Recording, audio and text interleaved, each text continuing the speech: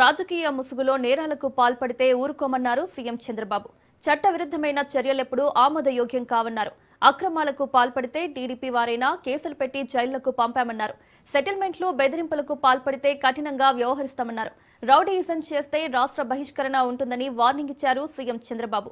రప్పా అంటూ ప్రజలను బెదిరిస్తున్నారని, జంతు బలి చేసి ఫ్లెక్సీలపై రక్తం చల్లి సమాజాన్ని భయభ్రాంతులకు గురి చేస్తారా అంటూ మండిపడ్డారు. రఫరఫాలు ఆడిస్తానని ఒక పోస్టర్ పెట్టి ఆ పోస్టర్లో జన్మదినం జరుపుకోవచ్చు, మనసుల్లో ఉండి రావాలి. జరుపుకుంటే నాకేం అబ్జెక్షన్ లేదు. అదే సమయంలో ఫ్లెక్సీ దగ్గర నిషేధమైనటువంటి జంతు బలి చేసి ఆ జంతువును పైకి తీసి బ్లడ్ చల్లడం అంటే సమాజాన్ని భయభ్రాంతులు చేయాలనుకుంటున్నారు. ఆ రోజు కూడా మీరు పోలీసు వ్యవస్థ గుర్తుపెట్టుకోవాల్సింది, నేను ఏదైతే వివేకానంద రెడ్డి గారిని చంపినప్పుడు బయట ప్రపంచాన్ని నమ్మించారు హార్ట్ అటాక్ అని. అందరం నమ్మితే 2 రోజులకు నెక్స్ట్ ఈవినింగ్ నెక్స్ట్ మార్నింగ్ కి రివర్స్ చేశారు. అంటే ఒక నేరస్తులు నేరాలు చేసి ఆ నేరాలు వేరే వాళ్ళపై నేయడమే కాకుండా ఓసారి దానికి ఎల్బీ కూడా క్రియేట్ చేసుకుంటారు. వీళ్ళు నేరాలు చేస్తారు, అప్పుడు ఎక్కడో ఒక వీఐపీ దగ్గర ఉంటాడు. అంటే నేరం జరిగినప్పుడు వీటి మీద కేసు పెట్టనీయకుండా చేసే తప్పుడు పనులు ఇవన్నీ. వాళ్ళు ఎన్ని చేసినా మీరు ఒక్కటే గుర్తుపెట్టుకోవాలి, దొంగతనం చేసేవాడు కానీ, నేరాలు చేసేవాడు కానీ, ఘోరాలు చేసేవాడు కానీ ఎవిడెన్స్ లేకుండా తప్పించుకోలేడు.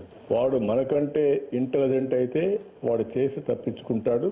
వాడికంటే మనం ఇంటెలిజెంట్ అయితే అక్కడనే పట్టుకొని ఇనిషియల్ స్టేజ్లోనే అరికట్టే పరిస్థితి వస్తుంది. ఇది నేను ఇప్పుడు చెప్పడం కాదు, పోలీసులకి డీజీపీ గారు కూడా చాలా సార్లు మాట్లాడుతున్నాం. ఆ విషయం మనం ఇటీవల కాలంలో 3-4 ఇన్సిడెంట్లు జరిగాయి.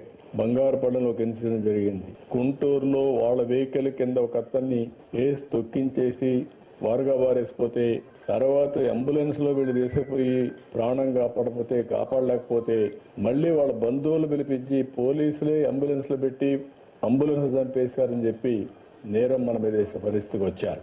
ఇలాంటి ఆటలు సాగనీయం, ఫర్మ్గా ఉంటాం. నేను ఒకటే చెప్తున్నా, ఎవరైనా సరే వాళ్ళ పని వాళ్ళు చేయనండి, నాకే అబ్జెక్షన్ లేదు. వాళ్ళ పని కాకుండా ఇష్టానుసారంగా చేసి ఈ ప్రభుత్వం అసమర్థత చేతగాదు అని బ్లేమ్ చేస్తే మాత్రం ఎవరిని వదిలిపెట్టే పరిస్థితి లేదు. పోలీసులు డ్యూటీ పోలీసులు చేస్తారు. ఎవరైనా సరే ఒక పద్ధతి ప్రకారం ఉండాల్సిన అవసరం ఉందని చెప్పి కూడా మరొకసారి పోలీసులందరికీ విజ్ఞప్తి. రాష్ట్రం మొత్తం పోలీసు వ్యవస్థ